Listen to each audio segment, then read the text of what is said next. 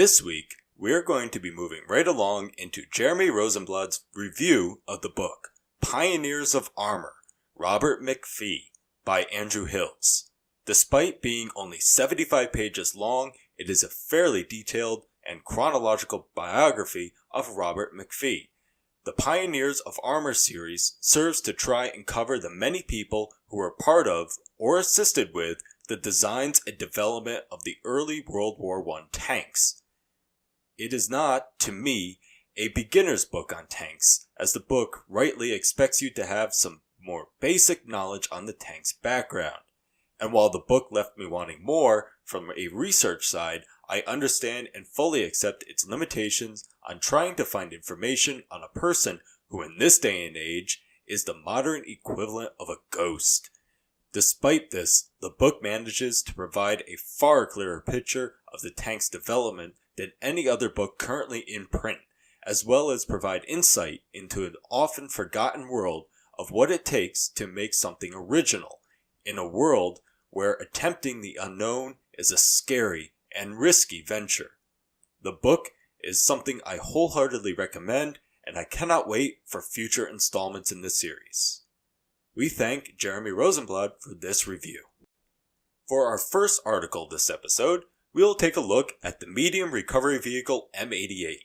This armored recovery vehicle was based on the M48 patent and was designed to replace older recovery vehicles such as the M32. After a rocky development period, the M88 was produced from 1960 to 1964 with 1,075 vehicles being built. Featuring a 980 horsepower Continental engine and a 45-ton towing capacity, the M88 was capable of moving around other tanks in American service, such as the M60 or the M48. It also had a boom hoist capable of lifting 25 tons, which could assist in the recovery of lighter vehicles such as the M113. The M88A1 variant entered service in the late 80s, which featured several changes such as a higher torque engine and hydraulic pumps for the winches. Soon, however, with the introduction of heavier tanks such as the M1 Abrams, a vehicle with greater towing capacity was needed, eventually leading to the M88A2 Hercules and its 70-ton towing capacity.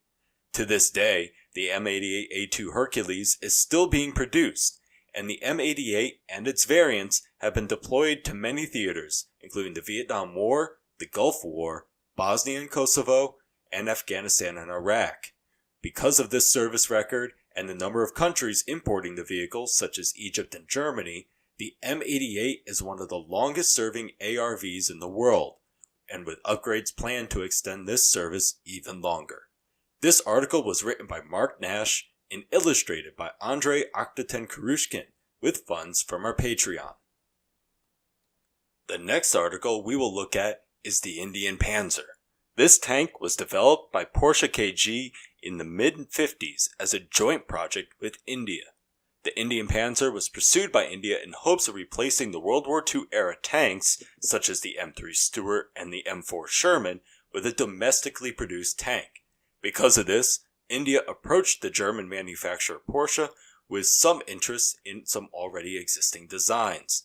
Porsche designed a tank that was to be around 40 tons with a 90mm gun and a crew of 4. However, the project was eventually cancelled in 1955, but India did not cease its search for a native-built tank. 6 years later, in 1961, the Indian government adopted the Vickers Mark I main battle tank to be license-built in India as the Vijayanta, or Victorious. This article was written by Leander Jobse and illustrated by Brian Gatos, with funds from our Patreon campaign. Other articles these past 2 weeks include the heavy recovery vehicle M51 and the Chengalete CVP4 and CVP5. That's all for this report. Make sure to follow our website. We'll be releasing new articles on the regular. You can follow us on Facebook, Twitter, Instagram, or Reddit. If you use Discord, there's a link to our community server in the description.